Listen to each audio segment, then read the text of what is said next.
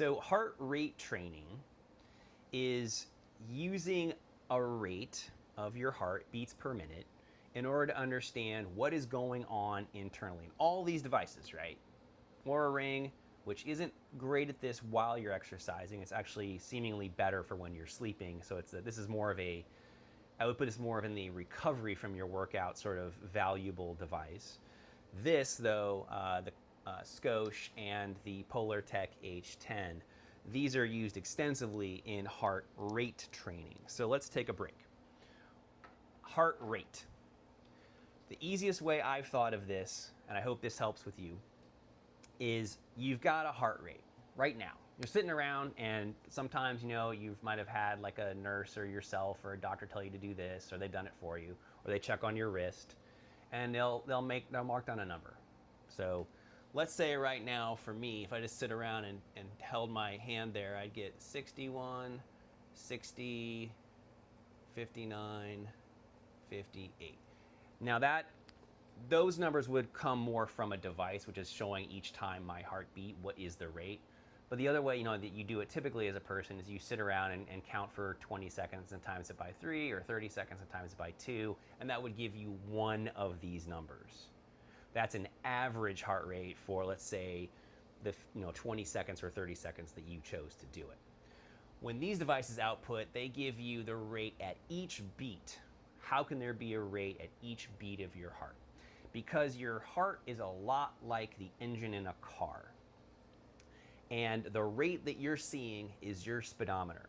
So hopefully, folks, watching this or listening to this, you have used a device like a motorized bike, motorcycle, car, something that has a speedometer on it. If you have, great, this is easy. If you haven't, write to me, let me know, and I'll try and come up with a better analogy. The speedometer, if the way it works is this, like let's say you have your foot on the gas, you're on a highway, it might say you're going 61 miles per hour. And what that really means is that if nothing changes, like literally nothing outside of the car, the wind doesn't change, you're not going up a hill, you're not going down a hill, someone doesn't pass you, like a huge truck pass you, if nothing changes, you don't go over gravel, and nothing changes inside of the car, you don't take your foot off the gas, you don't put your foot on the brake, right? Nothing like that happens. That means that if nothing happens, you will go, in that case, 61 miles in 1 hour. For heart rates, it's 61 beats per minute. So again, it's like an event, miles, in this case, beats, and there's a time. So for cars, or maybe it's per hour or per kilometer, and if it's for heart rates, it's per minute. So this means if nothing changed, my heart would beat 61 times in that 1 minute. Okay. We're good. Now, there's ways to change your heart rate, and that's why these numbers change. If you had a pacemaker, or if you have a pacemaker, that's kind of like having cruise control on your car. The idea there is that pacemaker is going to say, nope, we're going to go 70 pretty much no matter what. And that's what cruise control does too, right? So if you start going down a hill, it actually slows you down a little bit so that you're still going 61 miles per hour, okay? Now, these are numbers. Let's take a brief pause. Let's talk about what's underneath. Why do these numbers happen? Somewhere in this mid part of your brain in the back, you have an area of an old part of your brain which sets these numbers for you.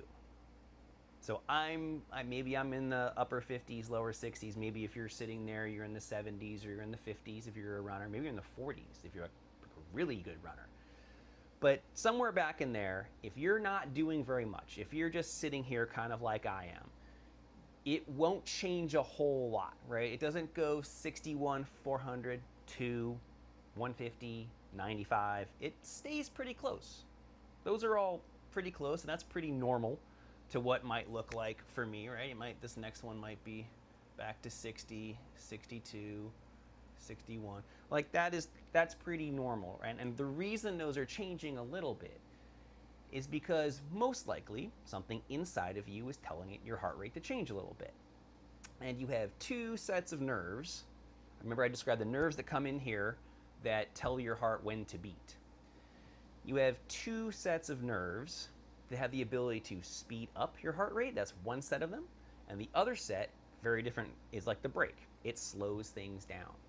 And it's the interplay between those two, and they're chemically modified. So one of them is due to adrenaline, which I'm sure you've heard of. That is, I got scared, my heart rate went up, I gotta run. Or maybe you get excited, right? Like, there's the end of my race. I've just gotta make it to that before this person. And so your heart rate will go up. Alternatively, when you sleep, so your recovery, when you decide you want to do some breath work, maybe you want to meditate, maybe you're just reading a really calm book after a bad day. I realize I keep saying books. Books are important. I'll tell you that. If you calm yourself down, you're effectively putting the brake on to your heart rate, and it comes down a little bit. But there's always this little bit of jitter that happens because there's parts of you that are always deciding, like, do I need to speed up my heart rate or do I need to slow down my heart rate? And there's other ways that are less obvious that might be challenging your heart rate too. Like, it could be something going on with your gastrointestinal tract or your liver. It could be your immune system if you're fighting something, right?